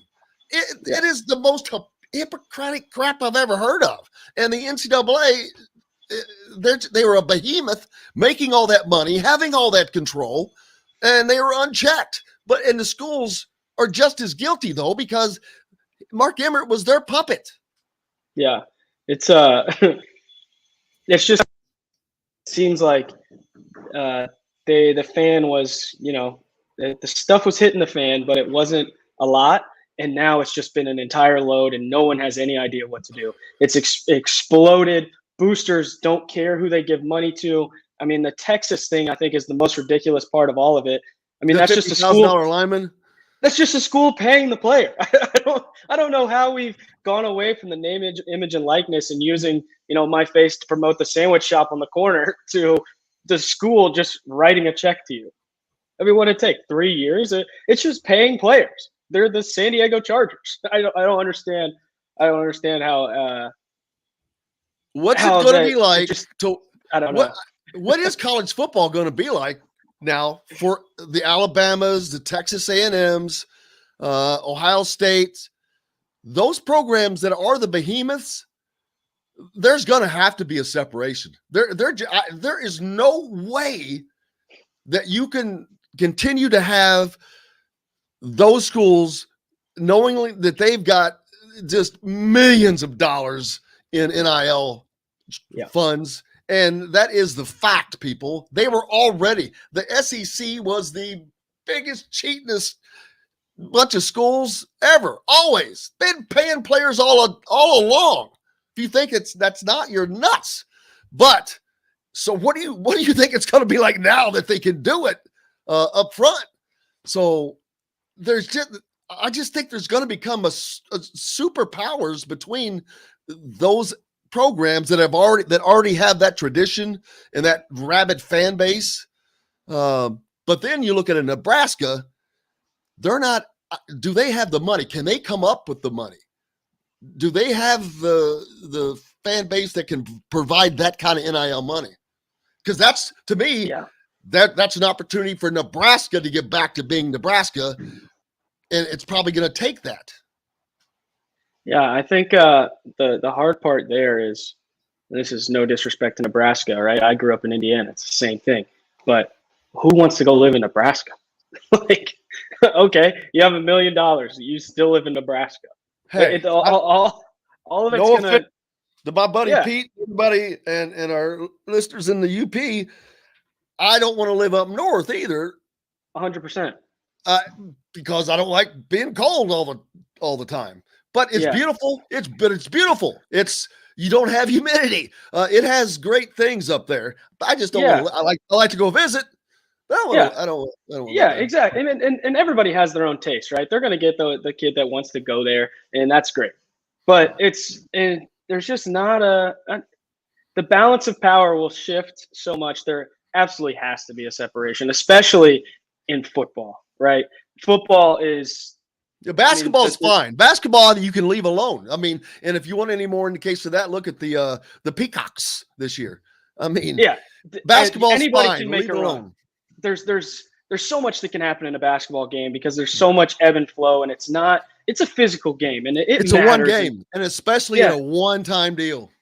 Anybody can beat anybody, and not often. And obviously the top will continue to separate from the bottom at a quick rate, a fast rate, but it's not as substantial and as prevalent as it would be in football, because having 5 humongous interior linemen or offensive linemen and 4 defensive linemen that can just dominate the game, it doesn't matter, right? I mean, Georgia was so good because of their front 4 and then their linebackers, and add in that they have unbelievable defensive backs in the backfield.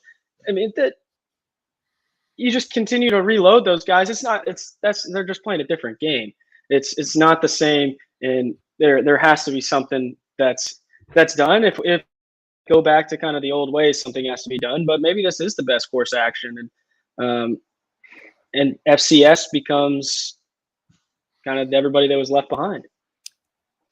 I'm thinking soccer.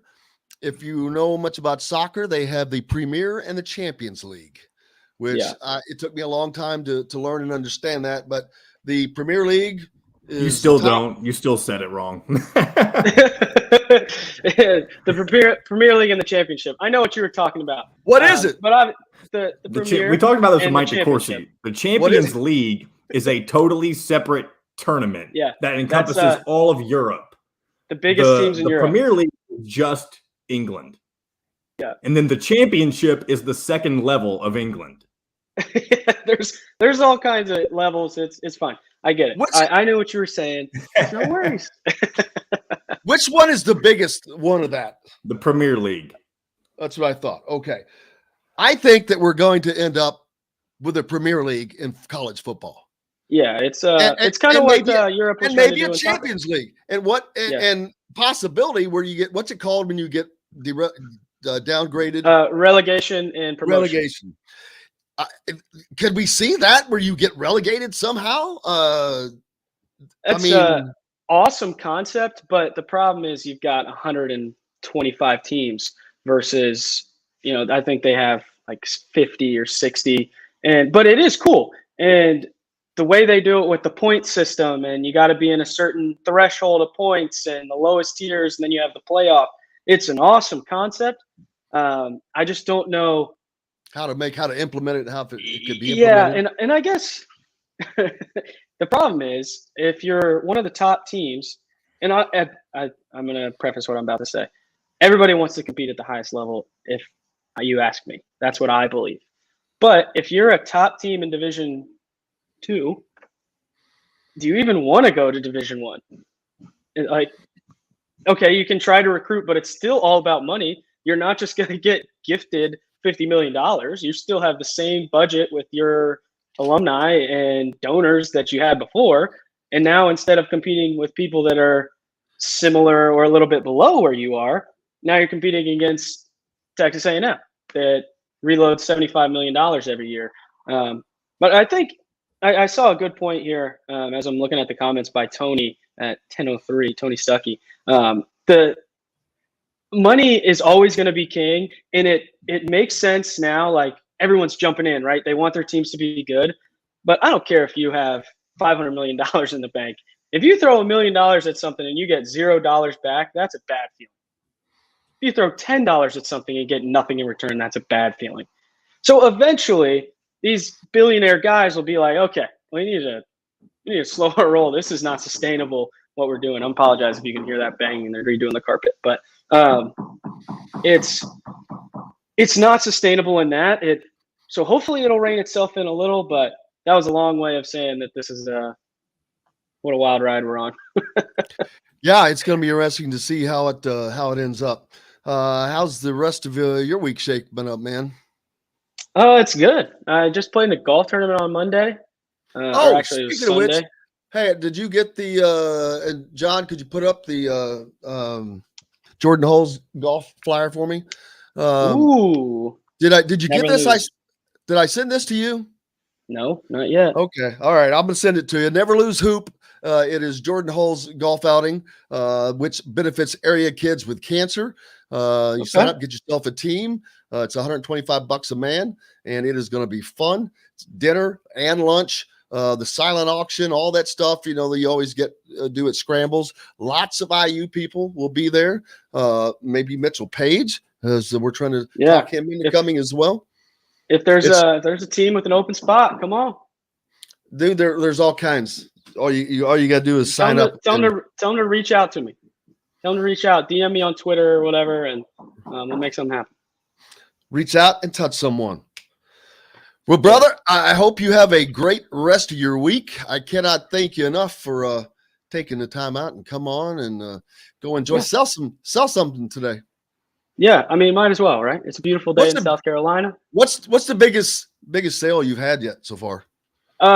Biggest closed deal is just around $2 million, but if anybody is looking, yeah, it ain't bad.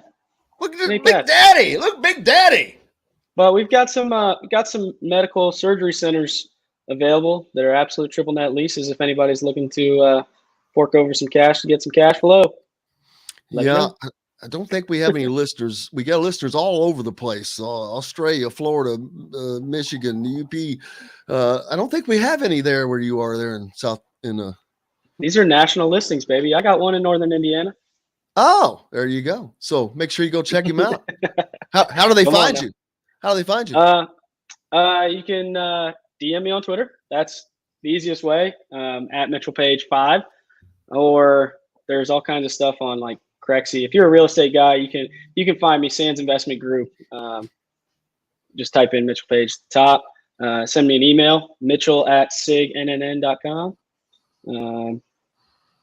Yeah, probably the easiest way to just DM me on Twitter.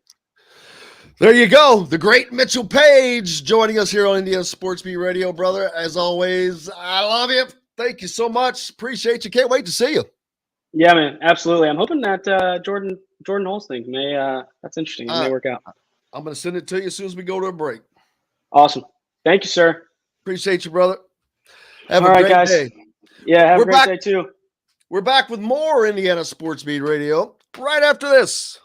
We'll be right back to the golf club at Eagle Point Studios for more Indiana Sports Beat Radio with Jim Coyle, presented by Endeavor Hospitality Group and Andy Moore Honda of Bloomington. Whether you're visiting, thanks, Mitch. You kidding me? Man, it's been sitting in queue to send to you. I knew I thought that I sent it. Kids these days, man. All right, I'm going to work. Thank you, bro. See you. See you. We'll have to put that back up. I didn't read that well enough. I'm going to read that again. That's fine. So people can hear me on radio. On the radio. On the radio. On the radio. Man, I'm so far behind on the comments. There was one way back here that I started and I stayed there. There we go. When you come to the students which are Indiana fans. All right, I want to hear what's been said. Who knows, man?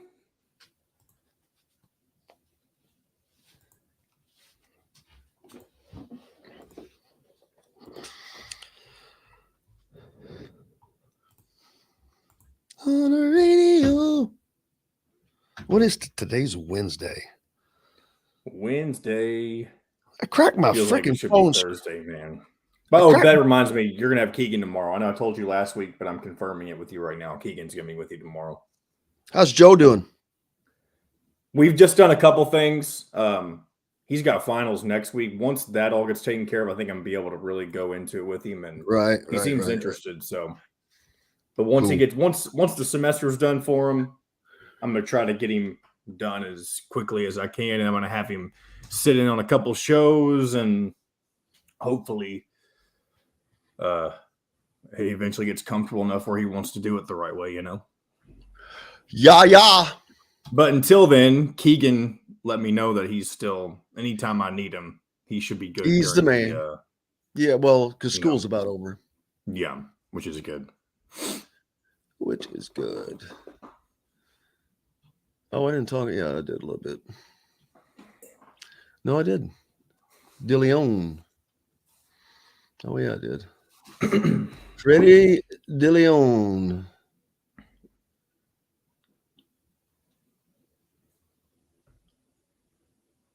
Oh, they watched him in South Carolina and in Indianapolis a couple weeks ago. Alabama, Indiana, Minnesota, Georgia Tech, Texas A&M, Rutgers, Maryland, Tennessee.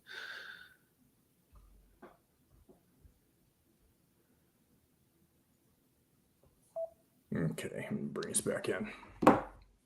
TheHoosier.com is where you can find complete coverage of Indiana basketball, football, and plenty more. Simply go to TheHoosier.com and sign up. It's free. You can also find full episodes of Indiana Sports Beat Radio on the homepage or on the station every week, Monday through Friday. If we're not on a station where you live, we should be. Ask for Indiana Sports Beat Radio. This segment is brought to you by Bubba's 33 in Clarksville. Pizza, burgers, beer.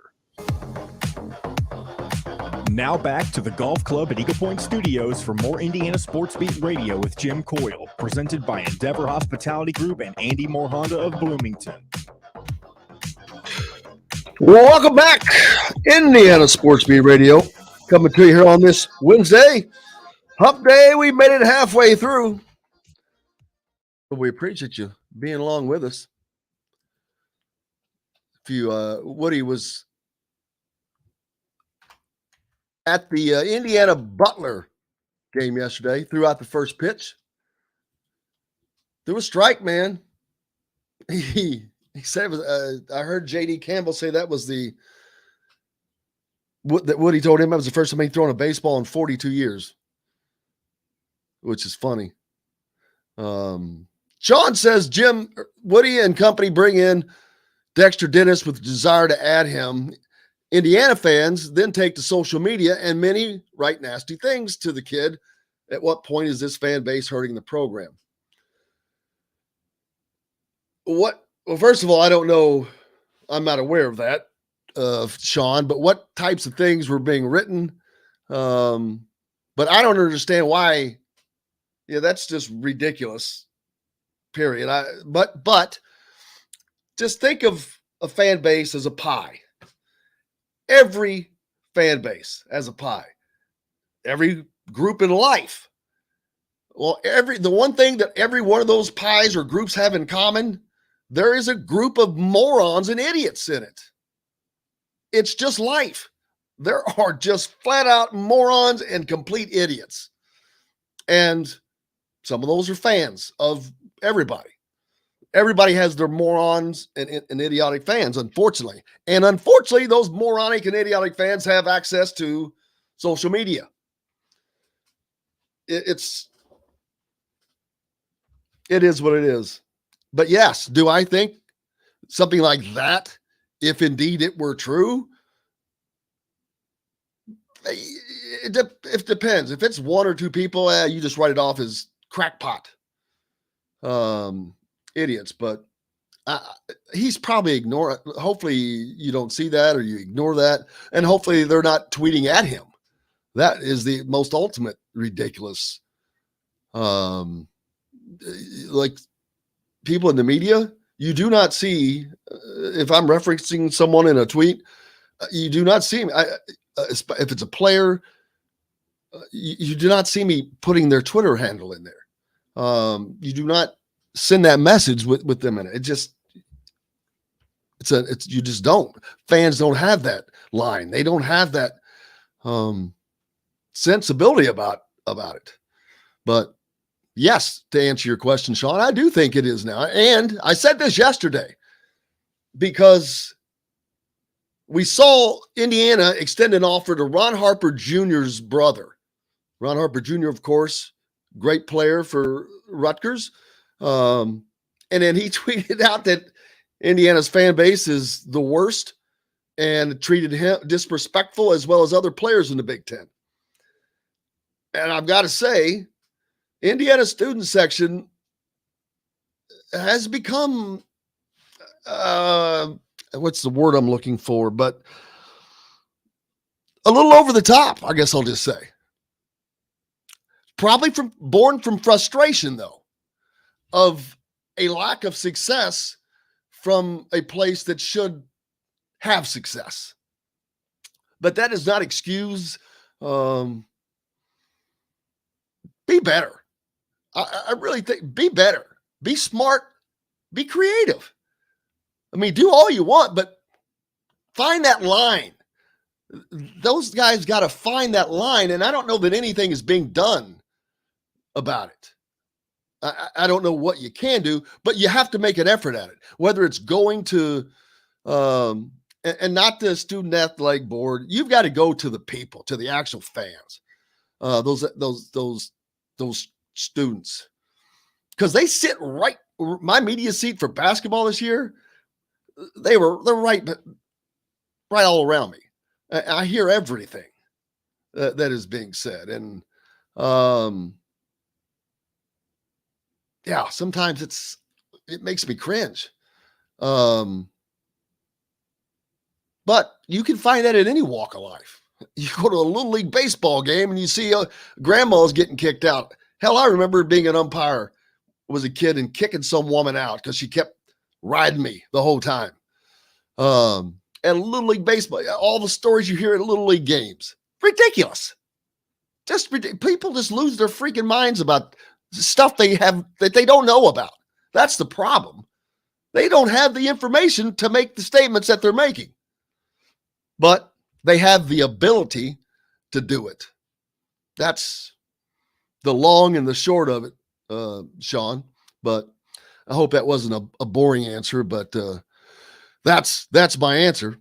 I saw that, I know Jennifer on here is going to a couple of concerts, but one of them, I got to talk about this. I should have had you bring up a photo of Snoop Dogg, John. But I know I heard her say she's going to some country concert, but going down, and this is just worth talking about just because, to Corbin, Kentucky. Yeah. I happen to know where that is. That's down like straight south of Lexington, all the way to the Tennessee line, I believe, right? Yeah, he's playing at the Corbin Arena, which in and of itself is a very unique place. Unique in what way? It's up on this giant hill in this obviously little small town of Corbin, and it's one of the oddest venues. I've been to one concert there, and it was back in, I guess, March. And I think it'll be different for something like Snoop Dogg. I think it'll be more. I think anything would be different for something. I'm not talking about in terms of the atmosphere. I'm talking about the way that the concert itself will be. But it's not the best venue for concerts. I will say that. It doesn't mean that, and that's why I say I think it would be better for something like Snoop Dogg, but it's not the best venue for shows. You could bring your great hat. If you've ever been to something like Broadbent Arena in Louisville, it's very similar to that. Just at Broadbent Arena is next to Freedom Hall at the Kentucky Fairgrounds. It's just another smaller arena, multi-purpose, but just like a concrete circular that holds maybe 9,000 people. Yeah, a few thousand. Is it less than that? I don't even know what Broadbent holds. I've roped in that arena. But the Corbin Arena is Freedom Hall, a carbon copy of Broadbent, in my opinion. Okay. Just a very not good acoustics, it sounds like. Because the acoustics were absolutely horrible. That's the way that bill. Yeah, I can understand that. But the center of this is Snoop Dogg is playing in Corbin, freaking Kentucky. Again, straight south of Lexington on the Tennessee line. Corbin is what I would think you would expect it would be a little town in southeastern Kentucky. And Snoop Dogg, I'm like, huh? I think it's funny. Unfortunately, one thing that's interesting, Snoop Dogg was supposed to be a part of the Louder Than Life lineup last year. I don't know why he dropped out of it, but he did. This almost kind of seems like his replacement for that, going to Corbin, Kentucky. Unfortunately, it's on Derby Day. It's on Derby Day? I didn't even know that. I believe that it is. I believe it is. I believe that. Jennifer can confirm that on the Andy Moore Honda hotline. But what a horrible. I know not everybody goes to the Derby, but that seems like poor timing to come to Kentucky. Not that far down, because none of those people, man, who the hell in Corbin, Kentucky is going to the Kentucky Derby? Who in the hell in Corbin, Kentucky is going to Snoop Dogg? Apparently somebody. I feel like the majority of viewers of that concert won't be from Corbin. I bet you're wrong. You think? They're from the entire area. Dude, kids, it's just a draw, man. Oh, it's definitely a draw. You will definitely. And it's Snoop Dogg. First of all, Snoop Dogg. If it wasn't on Derby Day, I'd go. Well, and that's what I'm saying. People like you, and that's the demographic that. But I don't live down there. That's true. Like, you do live in Bloomington. That's like freaking 5 hours from here. For me, it's about 2.5. So, I mean, probably, about 5 hours. 4, maybe 4, but still, that's a haul. Anyway, I think it's funny that Snoop Dogg's playing in Corbin, Kentucky. It just cracks me up. Sean, did I even say Sean's question? Which I don't one? know if I did. He had mentioned, Jim Woody and company bringing in Dexter Dennis. Yeah, I did. So we had any responses? The funny thing, Ross says that he's playing a Hollywood show and then coming to Corbin, like back to back. Which is funny. Wait a minute, you got to be kidding me. Oops. He's like Hollywood as in Hollywood, California, or Hollywood, Florida? That's a good question. Maybe you can confirm that for us. Either one is almost funny, but if it's Hollywood, California, and he's coming from Hollywood to Corbin, oh, hell, man, that should be a short documentary. He's going to step off the plane and be like, where the hell am I? Tony says Corbin, Kentucky is the new Inglewood, California. It's the next Silicon Valley. David says most student sections get out of line these days. It's a reflection of society and the lack of respect that is taught to kids in general, in his opinion. There shouldn't be a student section. Spread them out. He's not wrong I do think that, I'm not saying this is just Indiana. Don't get me wrong. I think Indiana is one of the worst. But I also think that is born out of frustration. I really do. This is a program that should not have sucked like it has. It just shouldn't have. But winning will cure all of that stuff. If you're winning, it mostly goes away. But I still think it needs to be addressed by the school. I really do. And I've never said that. Hey, I was a student once, but I wasn't in there, and I don't remember anybody in there yelling, F you or stuff like that to guys. And yes, it happens everywhere, but I'm just surprised at some of the stuff that's said, especially when they in mass. But kids are going to be kids. Trust me, I know. I'm not acting like I'm an angel. Not. Tony says, Snoop will ask, what shizzle is going on here? That's right. That's what we say. What shizzle going on here? Yeah, Jennifer, we have to have a complete report on the Snoop Dogg. Too bad it's not during the week. We may have to have her on as a guest well, for a Snoop Dogg segment. Oh, here we go. Snoop Gin. There you go. He may be breaking into. He's going to be tasting some moonshine. No, he can't handle that moonshine. I promise you. He ain't never had anything like that. He's going to stick with his favorite aromatic aroma. I'm quite certain. Herbs, which he will not have a problem finding in Corbin. I wouldn't imagine, or the surrounding areas. I don't mean that in a bad way. Just what was it called? What was that mafia? The Cornbread Mafia. That's a great book. Area. No, that's in Central Kentucky, Marion County, but that's a great book. Love that book. Great book. My dad is from that place, and I remember as a kid being in some of those places, and I'm like going, holy crap, I wish I'd have known then what was going on. It was nuts. Man, it has been another good day. What do we got lined up tomorrow, Johnny boy? We should have Dustin Schutte back. He took a sabbatical last week for reasons unknown. Maybe we can figure out what Dustin was up to. So Dustin will be back. We'll have no Derek Jackson tomorrow. He'll be back next week. We'll have Matt Taylor, Chris Denari, and I think that about sums it up. And plenty more to talk about. Put the Jordan deal up. I didn't get to talk about that. We're real quick. Hey, Jordan Hall's Never Lose Hoop golf outing coming up on June 23rd. Anybody can play in this. It's a fun day. You get lunch and dinner. All the stuff that goes along with the scramble. It's $125 a man. If you don't have a team, you can just sign up and they will put you on a team. So you don't have to worry about that. going to be some special people out there. And that's besides Jordan Holes and company. But so it's going to be a fun day, and all this goes to Never Lose Hoop, which benefits area kids with cancer. So sign up, or if you want to make a donation or sponsor a hole like our good friend Forrest has done, it's only $100. You can go to that sign up sheet there at Eventbrite. We need to get that up so I guess I need to text this out, but I will do that on Twitter.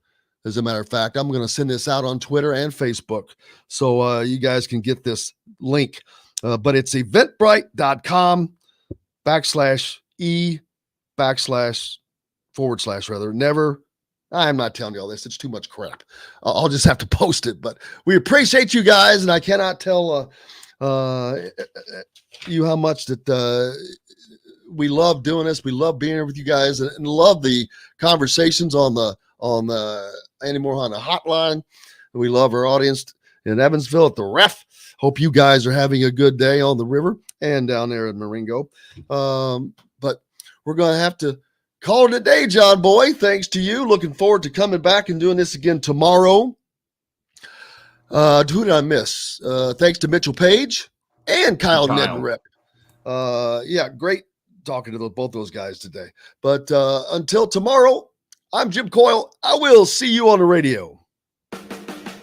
Thanks for listening to Indiana Sports Beat Radio. Be sure to subscribe to our YouTube page for more clips and team coverage of Indiana basketball, football, and more. You can also find full episodes and tons of other content on thehoosier.com. We'll see you next time for another edition of Indiana Sports